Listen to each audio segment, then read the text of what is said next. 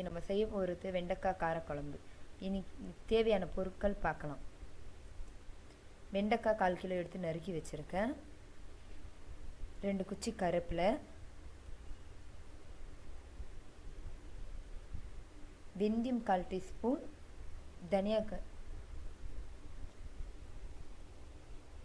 சீரகம் 1/4 டீஸ்பூன், வெந்தயம் 1/4 டீஸ்பூன் எடுத்து வச்சுருக்கேன். கடுகு 1/4 டீஸ்பூன்,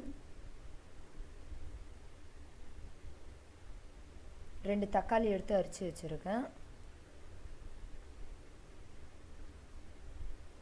வெங்காயம் பொடியை நறுக்கி வச்சுருக்கேன். மஞ்சத்தூள் 1/4 டீஸ்பூன், தக்காளி 2 பொடியை நறுக்கி வச்சுருக்கேன். தனியாத்தூள் 2 டீஸ்பூன்,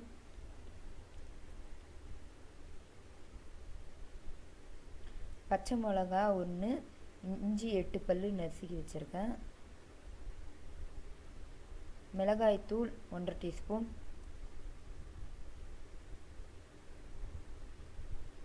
நாலு 2 டீஸ்பூன் எண்ணெய் ஊற்றிப்போம் வெண்டைக்காய் வணக்கிறதுக்கு.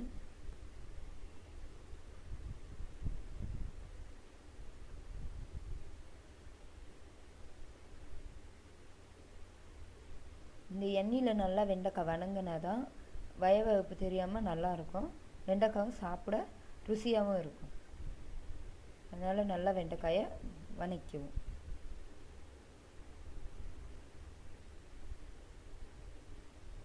வெண்டைக்காய் பாருங்கள் கொஞ்சம் நிறம் மாறி இருக்குது. அது மாதிரி நிறம் மாறக்குள்ள நீங்கள் எடுத்துக்கங்களாம். தீய வச்சிடாதீங்க.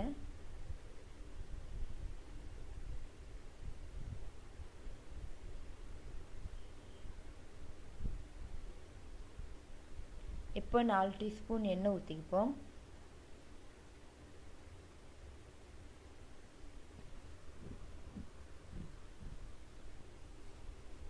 எண்ணெய் காஞ்சதுன்னு கடுகு போட்டுக்கலாம்.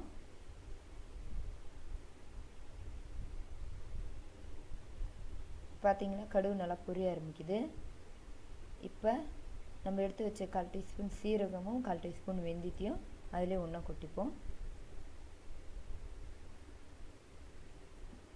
வெந்தயமும் சீரகமும் நல்லா பொரிய ஆரம்பிக்கிற சமயத்தில் கருவேப்பிலை போட்டுக்கலாம்.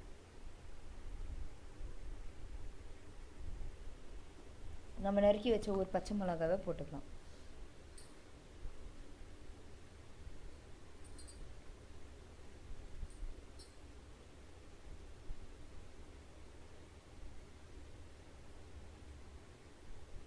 பொடியை நறுக்கி வச்ச வெங்காயத்தை போட்டுக்கலாம். இப்போ பச்சை மிளகா கொஞ்சம் வணங்கணும்.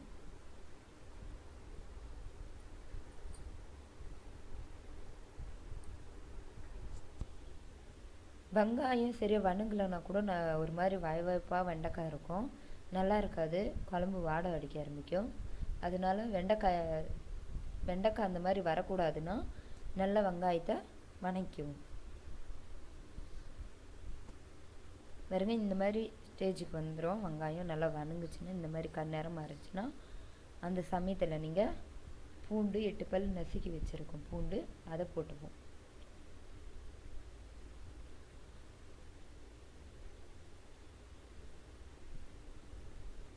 அந்த பூண்டு நல்லா வணங்கட்டும் நல்லா எண்ணெயில். இப்போ நம்ம நறுக்கி வச்ச 2 தக்காளி பொடியை நறுக்கி வச்ச 2 தக்காளி எடுத்து அது கூட சேர்த்துக்கலாம்.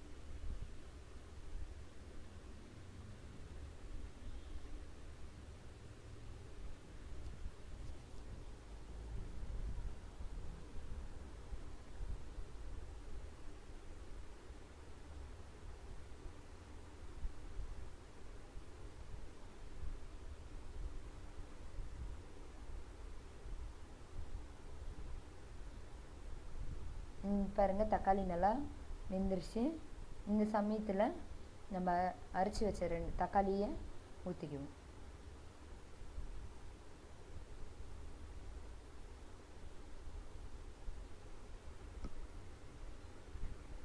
இந்த வீடியோ உங்களுக்கு பிடிச்சிருந்துச்சுன்னா லைக் பண்ணுங்கள், சப்ஸ்கிரைப் பண்ணுங்கள்.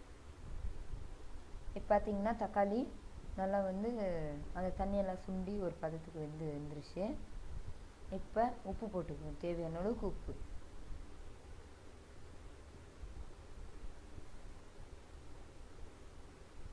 ஒன்றரை டீஸ்பூன் தனியாத்தூள், மஞ்சத்தூள்,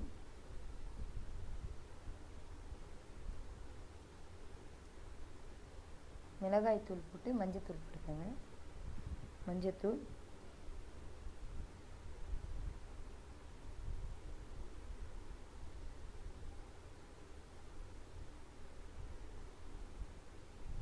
இப்போ அந்த பச்சை வாடெல்லாம் போகிற மாதிரி நல்லா வதக்குங்க.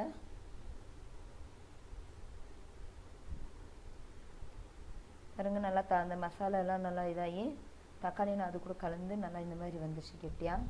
இப்போ நம்ம 2 கப் தண்ணி ஊற்றிக்குவோம். 2 கப் தண்ணி ஊற்றி அதை கொதிக்க விடுவோம்.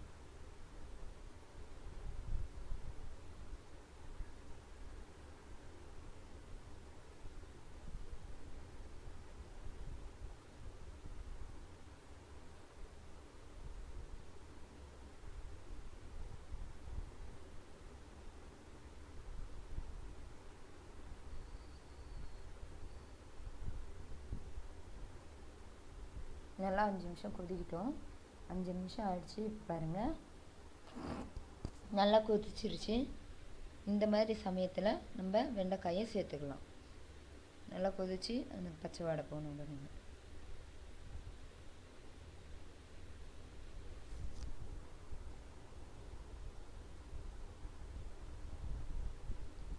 ரெண்டு கப் தண்ணி ஊற்றிக்குவோம்.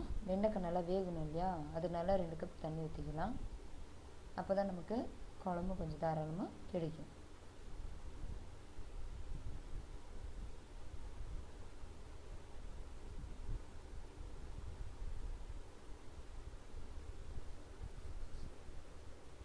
இப்போ மூடி வச்சிடலாம்.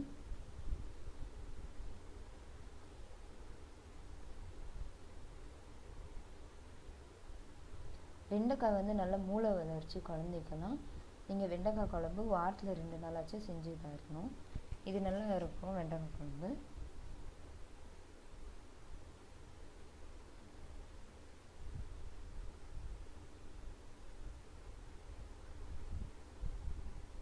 பாருங்கள், கொதிக்க ஆரம்பிக்குது.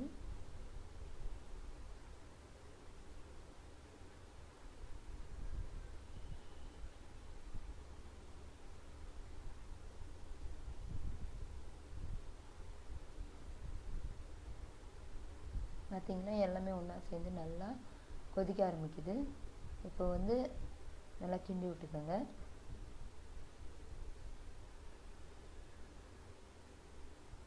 நம்ம வெண்டைக்காய் காரக்குழம்பு ரெடி ஆயிடுச்சு. நல்லா நமக்கு தேவையான அளவுக்கு திக்காகவும் வெண்டைக்காயும் வெந்துருச்சு. இந்த சமயம் நமக்கு போதும்.